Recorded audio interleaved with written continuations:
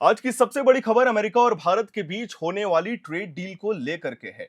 अब लग रहा है कि भारत पर 50% नहीं बल्कि सिर्फ 15% तक का ही अमेरिकी टैरिफ लगाया जा सकता है, यानी झटका थोड़ा कम हो सकता है। यह खबर इसीलिए अहम है क्योंकि इससे भारत और अमेरिका के बीच रिश्तों की दिशा तय होगी और इसका सीधा असर हमारे किसानों, कारोबारियों और आम लोगों तक पहुंचने वाला है। असल में पिछले कुछ महीनों से दोनों देशों के बीच व्यापारिक तनाव लगातार बढ़ रहा था।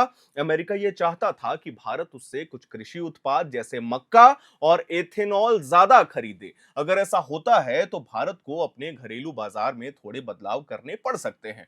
अब जो रिपोर्ट सामने आई है उसमें यह कहा गया है कि भारत और अमेरिका के बीच ट्रेड डील होने की उम्मीद बढ़ गई है और जो पहले 50% तक टैरिफ लगाने की बात चल रही थी, अब वो घटकर 15% तक रह सकती है। अगर ऐसा होता है तो भारत के लिए यह थोड़ा राहत जरूर होगा क्योंकि 50% टैरिफ लगने का मतलब था कि भारत से जाने वाले बहुत सारे सामान अमेरिका में महंगे हो जाते और उनकी बिक्री कम हो जाती। इससे भारतीय कारोबारियों को बड़ा नुकसान होता। अब 15% टैरिफ की संभावना है तो असर जरूर रहेगा, लेकिन उतना बड़ा नहीं जितना पहले डर था।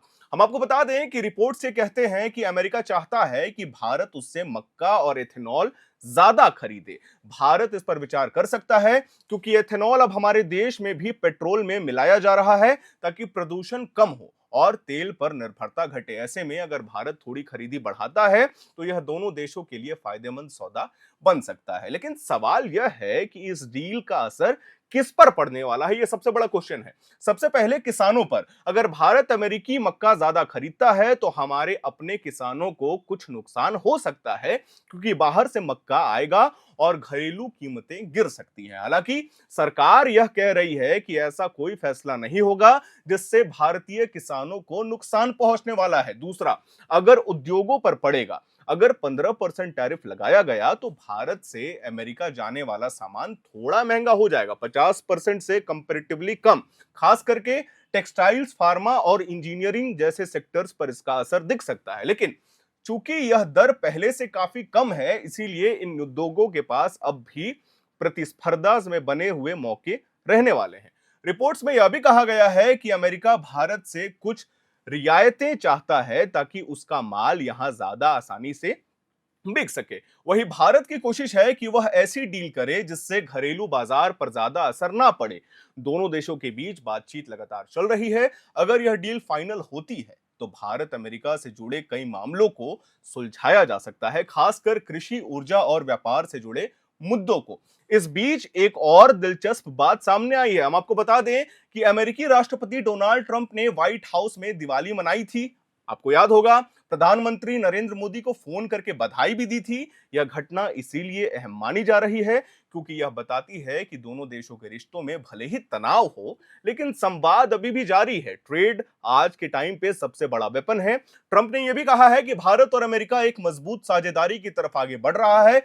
अब बात करते हैं, अगर टैरिफ 15% तक सीमित रहता है तो भारत को क्या करना चाहिए। सबसे पहले भारत को अपने घरेलू उत्पादन को और भी मजबूत करना होगा ताकि विदेशी दबाव कम हो सके। मक्का और एथेनॉल जैसे उत्पादों से हमें आत्मनिर्भर बनना होगा। दूसरा, भारत को अपने व्यापारिक रिश्ते दूसरे देशों के साथ भी मजबूत करने चाहिए, जैसे यूरोप, अफ्रीका और एशिया के अन्य देशों के साथ।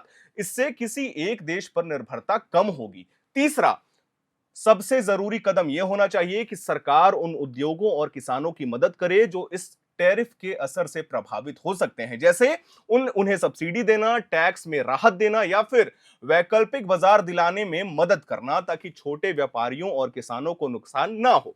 भारत के सामने फिलहाल दो रास्ते हैं, या तो वह अमेरिकी दबाव में झुक जाए या फिर समझदारी से बातचीत कर एक संतुलित समझौता करे। रिपोर्ट से यह लग रहा है कि सरकार दूसरा रास्ता अपनाना चाहती है, यानी ऐसा समाधान निकाला जाए जिससे भारत के हित भी सुरक्षित रहें और अमेरिका के साथ रिश्ते भी ना बिगड़े।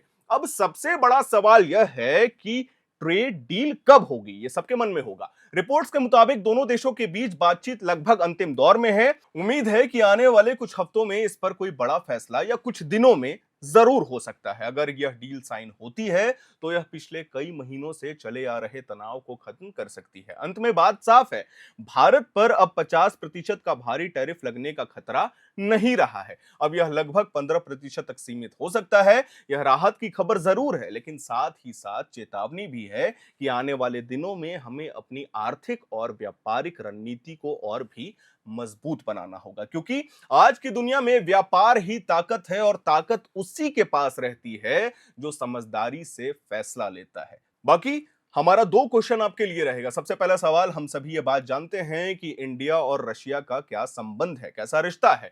हम सभी ये बात जानते हैं कि भारत रूस से तेल खरीदना या क्रूड ऑयल खरीदना कभी बंद नहीं करेगा। तो अब ये टैरिफ वाला जो मामला है वो रशिया को कितना इंपैक्ट करता है, हमें ये जरूर बताइएगा। और दूसरा सवाल ये कि जो वेपन्स का लड़ाई है, भारत रूस से क्यों सुकोई खरीद रहा है, यूएसए से क्यों नहीं खरीद रहा है, आने वाले समय में इसका क्या प्रभाव रहता है, कैसे इसे मैनेज किया जाएगा और क्या सच में ट्रेड डील 15% टैरिफ के साथ खत्म होगी, ये हमें कमेंट बॉक्स में जरूर बताइए। उम्मीद करता हूं कि आपको यह जानकारी पसंद आई होगी। वीडियो को लाइक करिएगा, शेयर करिएगा, चैनल को सब्सक्राइब करिएगा। कैमरे के पीछे मौजूद है मेरी सहयोगी साक्षी। धन्यवाद।